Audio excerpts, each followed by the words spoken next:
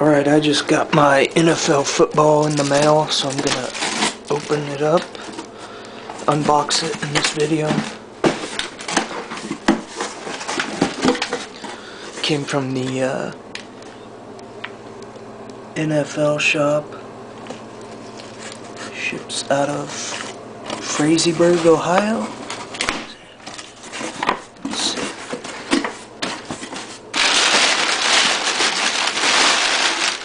There it is.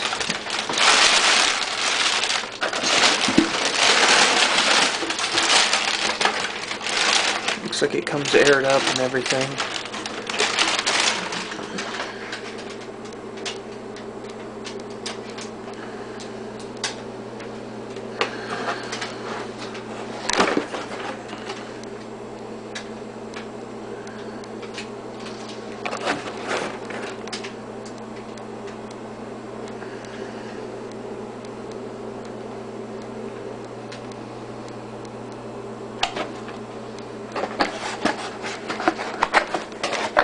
Take it out of the box real quick.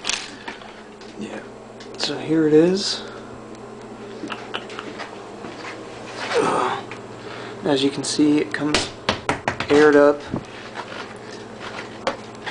Real leather.